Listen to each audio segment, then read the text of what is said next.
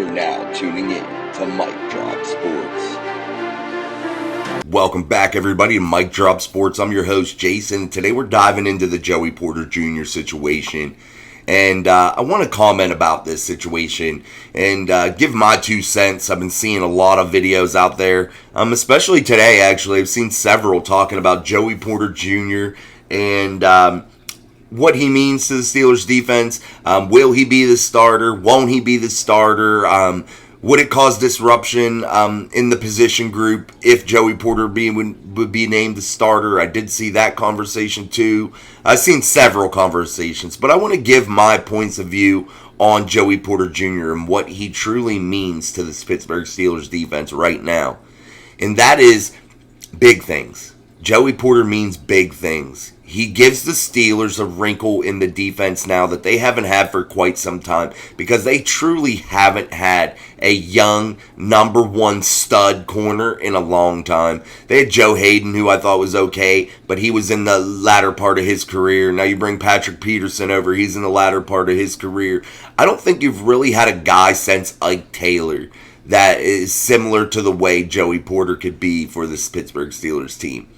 And I think Joey Porter Jr.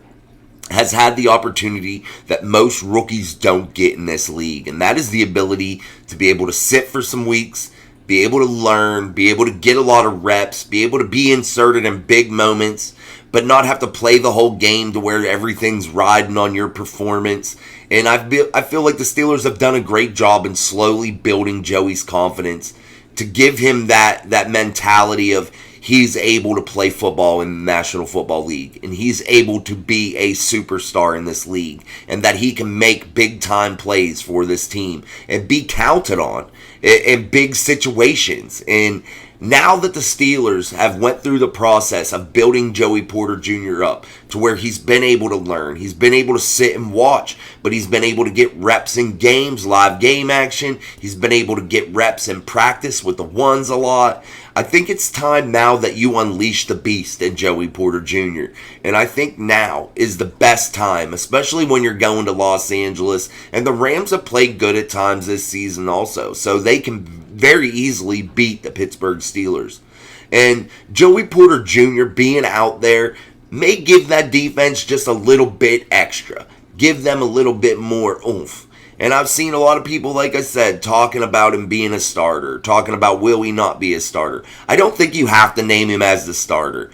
I don't think you have to, but I think if you're Mike Tomlin and Terrell Austin, you need to give him the lion's share of the reps. You have to give Joey Porter 60, 70% of the reps. And you have to be able to use Patrick Peterson in the way that he was supposed to be used whenever he was brought to the city of Pittsburgh. And that is in an eccentric, exotic way. When you're the Pittsburgh Steelers, that's what your defense has always been built off of. Exotic blitzes, different types of coverages, being innovative and being tough and physical.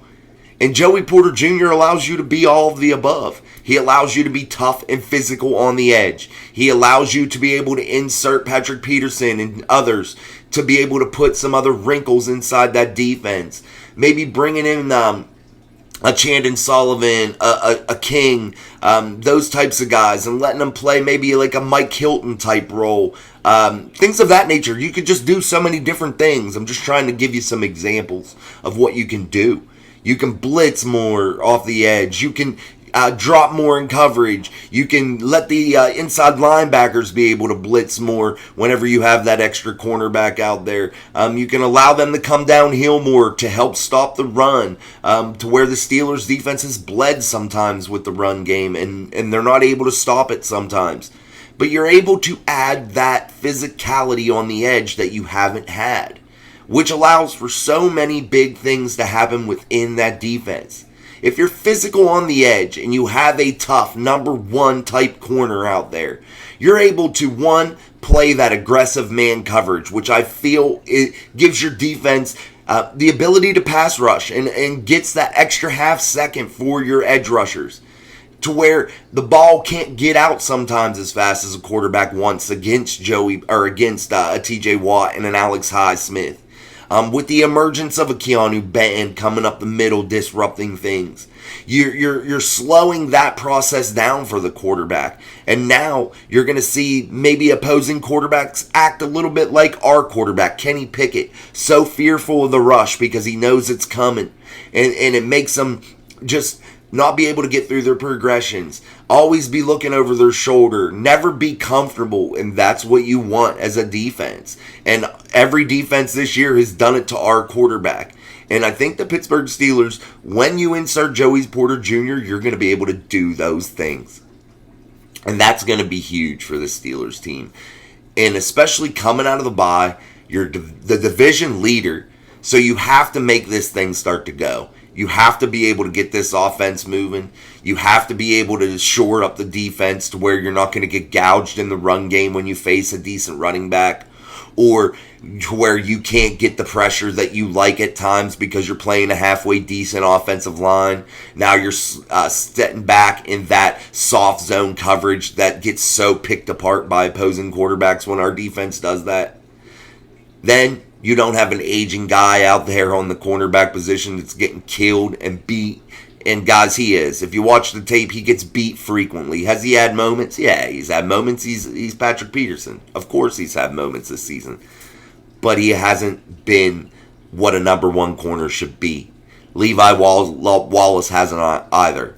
But Levi Wallace has had those moments too. But I think if you couple him with a true number one, or a possible true number one type corner, that also gives that other corner, the other corners in the game, more confidence, because they know Joey will have that guy, that number one receiver, locked down. And that is going to be big, especially when you're allowing Patrick Peterson to read a quarterback and play a ball hawk position, freeing up a Minkah Fitzpatrick to be able to play more of a ball hawk position. That's just going to create turnovers, and they may not come from Joey Porter Jr., but he may be the cause of it.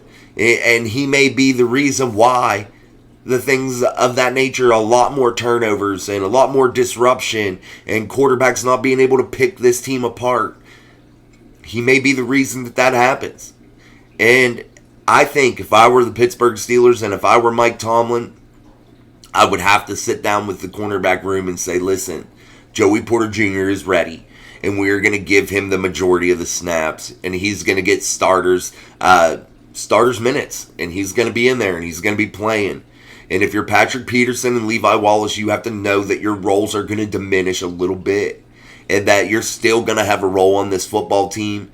And the Steelers don't necessarily have to name him the starter to do so, which I think they should, because I think he deserves it. I think so far his performance has outweighed any type of discomfort you're going to cause to Patrick Peterson or Levi Wallace. And truly, who cares? They're professionals, and you're getting paid regardless whether your name is starter or under the starting roster or not. So if you're the Pittsburgh Steelers, it's time. It's time to start Joey Porter Jr., and I think it's time that he plays a hell of a lot more in this defense. And his contributions thus far this year are absolutely insane. The numbers against him are super low, and you can't keep ignoring it if you're Mike Tomlin or Terrell Austin. Even Omar Khan, you might have to say, Mike, it's time. Mike, hey, you got to play the kid. He's ready to go. It's time to do it. Pull the trigger. So that's just my thoughts on Joey Porter Jr. and what he can bring to this Pittsburgh Steelers defense, and what he truly means to this team, and what he can mean going forward, and what kind of disruption that he can cause across the board, and the ripple effect that it'll have on this defense that's already pretty damn good, but could be a lot better. And that could be scary for opposing offenses if this team could get to that elite level of defense and get that offense moving a little bit. So let's continue to watch how this all unfolds throughout the bye week, starting into next week when the Pittsburgh Steelers start their game prep for the Los Angeles Rams and travel out west to start to defend that number one position in the AFC North. I appreciate it, guys. I just want to say, too, before I go, I appreciate the amount of subscribers we've been gaining lately. It's growing pretty rapidly, and I'm quite impressed. I thank you so much. I appreciate it. It's awesome. And I forget the guy's name that's been commenting on my videos. I forget. I will go back and look at the comment. I meant to write it down. But there was a guy that's been giving me some nice comments, leaving me some nice thoughts. And I appreciate you, man. And truly humbled by what you're saying. Thank you so much. And I appreciate you for sharing the content. And I'll give you a shout out on the next video. I just forgot to write what your username write it down what your username was, but I appreciate it, and I thank you so much. And to everybody, I appreciate you for being here. Appreciate you for watching Mike Drop Sports. So if you've made it this far, hey, you might as well hit the subscribe button because you evidently liked what you were hearing. And until next time, peace.